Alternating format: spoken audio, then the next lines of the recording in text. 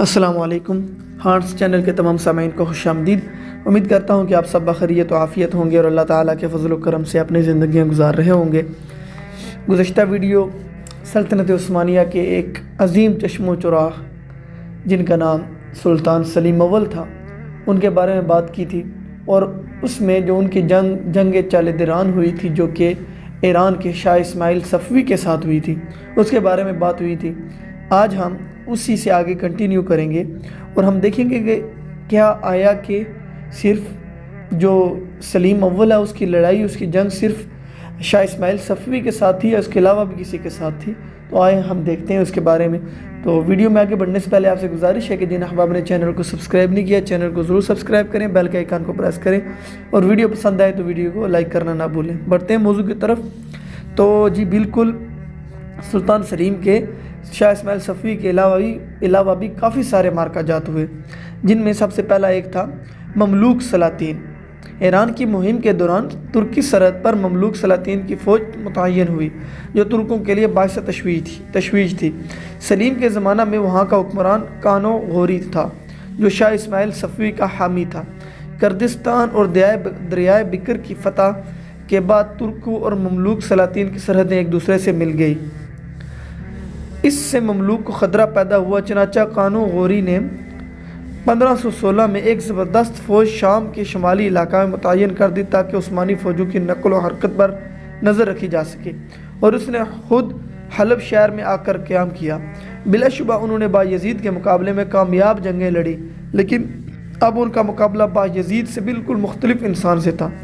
سنسان پاشا جو ایشیائے کوچک کے جنوبی مشرق میں ترکی لشکر کا سپہ سالار تھا، مندرجہ بالا واقعات کی اطلاع سلیم کو دی اور لکھ بھیجا کہ ایسی صورت میں سلطان کی حسب ہدایت وادی فرات کی طرف کوچ کرنا خطرے سے خالی نہ ہوگا۔ چنانچہ سلیم نے قسطنطنیہ میں دیوان منعقد کر کے اس اطلاع کو غور و خوض کے لیے پیش کیا۔ اس کے نائب عمر پاشا نے مملوکوں پر حملے کے لیے زور دیا اور اس کے حق میں ایک زوردار تقریر کی۔ سلطان نے اس حوصلہ افزا تقریر سے اتنے اس کو خوشی ہوئی کہ فوراً اس بندے کو اپنا وزیر اعظم بنا دیا۔ وہ بات کیا تھی؟ وہ یہ تھی، دیوان نے یہ فیصلہ کیا کہ کانو غوری سے اطاعت کا مطالبہ کیا جائے، اگر وہ نہ مانے تو لڑائی شروع کر دی جائے۔ کانو غوری اس وقت حلب میں مقیم تھا۔ سلیم کی ایلچی اس کے پاس پیغام لے کر گئے تو اس نے تیش میں آ کر اس کے سفیروں کو قتل کروا دیا۔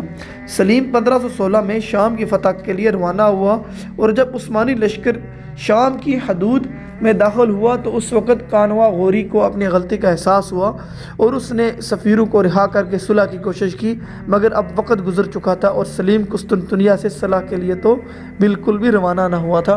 آپ کو پتہ ہے کہ جیسے مملوکی بھی اپنی سلطنت کی وسعت کے چکر میں تھے، اور ادھر اس وقت سلطنت عثمانیہ کا عروج چل رہا تھا، اس وجہ سے سلطنت عثمانیہ کی حدود جا کر ان کے ساتھ لگ رہی تھی، اس وجہ سے ان دونوں کے درمیان جنگ ناگزیر ہو گئی تھی۔ اس کے بعد کیا ہوا جی کہ مرج دابق کا مقابلہ جو ہوا 24 اگست 1516 کو حلب کے قریب مرج دابق کے مقام پر پہلا مارکہ پیش آیا۔ مملوک نہایت بے جگری سے لڑے، مگر ان کے اندرونی اختلافات کے سبب ان کی قوت کافی کمزور پڑ چکی تھی۔ نیز ان کے دو فوجی سردار خیر بے اور غزالی دونوں سلیم سے مل گئے۔ کانو غوری کے پاس توپیں بھی نہ تھی، چنانچہ چند گھنٹوں کے اندر شام کی قسمت کا فیصلہ ہو گیا اور مملوکوں کو شکست کا سامنا کرنا پڑا۔ اس کے بعد سلیم فاتح کی حیثیت سے شہر میں داخل ہوا۔ شہر کون سا؟ حلب شہر۔ خیر بے نے شہر کی کنجیاں اسے پیش کیں۔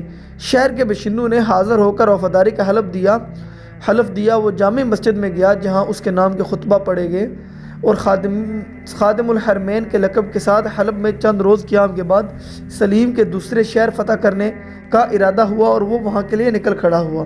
ہر شہر نے بغیر کسی مزاحمت کے اپنے دروازے سلیم کے لیے کھول دیے، اور وہاں کے لوگوں نے آگے بڑھ کر سلیم کو خوش آمدید کہا۔ سلیم نے بھی ان کے ساتھ نہایت ہی اچھا سلوک کیا اور انہیں انعام و اکرام کے ساتھ نوازا۔ چنانچہ سلیم نے دمشق، بیت المقدس، حمص دوسرے شہر نہایت آسانی سے فتح کیے، اور وہاں سلیم کے نام کا خطبہ جاری ہوا۔ دمشق میں اس نے تیخ محی الدین بن عربی کے مزار پر ایک مقبرہ تعمیر کرنے اور وہاں کے فقراء کے لیے ایک مطبخ قائم کرنے کا حکم دیا اور ان کے اخراجات کے لیے کافی جائیداد وقف کر دی۔ پھر کیا ہوا؟ پھر غازہ اور رضویانہ پر مقابلہ ہوا۔ شام پر بآسانی قبضہ ایک بڑی وجہ تھی کہ قانع غوری کے وفات کے بعد مملوکوں کے تمام بڑے بڑے فوجی سردار فوراً نئے جانشین کے انتخاب کے لیے قاہرہ چلے گئے اور میدان عثمانیوں کے لیے خالی تھا۔ سلطان کا انتخاب 24 بلند پایہ امراء کرتے تھے جو فوج حکومت کے عہدیدار ہوتے تھے۔ انہوں نے طوفان بے کو اس کی حیرت انگیز شجاعت، فوجی لیاقت اور شریفانہ خصائص کی وجہ سے اپنا سلطان منتخب کیا۔ طوفان بے کے انتخاب سے مملوکوں میں ایک نئی جان پڑ گئی۔ فتح شام کے بعد سلیم نے مصر کا رخ کیا۔ ادھر طوفان بے تیاریوں میں مصروف تھا۔ اس نے ایک فوج غزہ روانہ کی تاکہ عثمانی لشکر کو مصر کی طرف بڑھنے سے روکے اور خود قاہرہ کے قریب مصری فوج کے بڑے حصے کو جمع کرنا شروع کر دیا۔ غزہ میں مملوکوں اور عثمانیوں کے درمیان شدید جنگ ہوئی، لیکن صدر اعظم سنان پاشا کی قیادت اور ترکی توپ خانہ نے ان کے قدم اکھاڑ دیے۔ اس کے بعد پھر مصر کی سرحد تک کوئی مزاحمت پیش نہ آئی۔ سلیم نے 10 روز کے اندر ریگستان عبور کر لیا۔ مصری فوجیں قاہرہ سے چند میل کے فاصلہ پر خیمہ زن تھیں اور میدان کا نام رضوانیہ تھا۔ 22 جنوری 1517 کو جنگ کا آغاز ہوا۔ اس جنگ میں اگرچہ پہلی جنگوں کی طرح ترکوں کو توپ خانے کی وجہ سے کامیاب ہوئی، تاہم اس جنگ میں مملوکوں نے جس غیر معمولی شجاعت اور جان بازی کا ثبوت دیا، اس کی مثال تاریخ میں بہت ہی کم ملتی ہے۔ جنگ کے شروع میں ہی سواروں کا ایک دستہ جو سر سے پاؤں تک لوہے میں غرق تھا، عثمانی فوج کے قلب پر حملہ آور ہوا۔ قلب اس کو کہتے ہیں جب فوج کو ترتیب دیا جائے تو اس کے دائیں طرف اور بائیں طرف فوج کے ایک ایک دستہ ہوتا ہے، جہاں پہ بادشاہ کے دائیں بائیں طرف فوج ہوتی ہے، جو درمیان والی فوج ہوتی ہے اس کو کہتے ہیں قلب، اور انہوں نے قلب پر حملہ کیا جس میں خود بھی بادشاہ موجود ہوتا تھا، خود بھی سلطان موجود ہوتا تھا۔ اس دستہ کی قیادت خود طوفان بے اور اس کے 2 بہترین افسر علان بے اور قرط بے کر رہے تھے۔ ان لوگوں نے قسم کھائی کہ سلیم کو زندہ گرفتار کریں گے یا پھر قتل کر کے چھوڑ دیں گے، یعنی قتل کر دیں گے، مگر اتفاق سے سلیم کی بجائے صدر اعظم سنان پاشا اور اس کے چند ساتھی فوجی افسروں کے حلقہ میں کھڑے ہوئے تھے۔ طوفان بے نے اس کو سلیم سمجھ کر ایک نیزہ ایسا مارا کہ سینہ کے پار ہو گیا، اور علان بے اور قرط بے نے بھی ایک ایک پاشا کو قتل کیا۔ پھر تینوں بحفاظت اپنے لشکر میں واپس گئے۔ طوفان بے نے یہ خیال کیا کہ سلیم کی قتل کے بعد ترکوں کی ہمت ٹوٹ جائے گی، وہ ہتھیار ڈال دیں گے، لیکن ان کی بے مثال شجاعت اور سرفروشی ترک توپوں کے مقابلے میں بے سود ثابت ہوئی، اور آخر کار طوفان بے کو اپنے باقی ساتھیوں اور سواروں کے ساتھ میدان جنگ کو چھوڑنا پڑا۔ اس جنگ میں 25,000 مملوک مارے گئے اور قاہرہ پر سلیم نے قبضہ کر لیا۔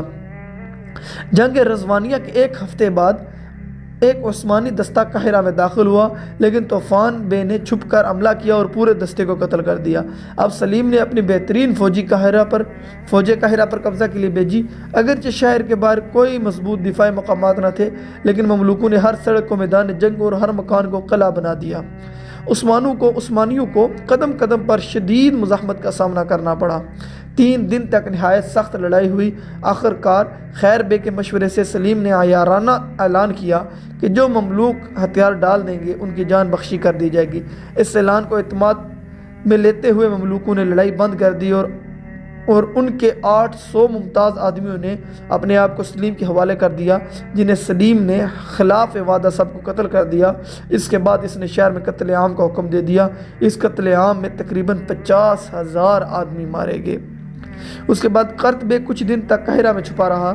قرط بے وہ جو مملوکوں کا ایک بادشاہ کے ساتھ جو اس کا کمانڈر تھا وہ تھا، لیکن پھر سلیم کے وعدوں پر اعتبار کر کے اپنے آپ کو اس کے حوالے کر دیا۔ جب وہ سلطان سلیم کے سامنے لایا گیا تو اس نے نہایت استقامت و جرأت کے ساتھ سلیم کے وعدوں اور دھمکیوں کا جواب اس لب و لہجے میں دیا جس سے غضبناک ہو کر سلیم نے اس کو قتل کر دیا۔ دوسرا تھا طوفان بے بھی کچھ عرصے کے بعد گرفتار ہو گیا اور اسے بھی قتل کر دیا گیا۔ مصر ترکی حکومت کا ایک صوبہ بن گیا۔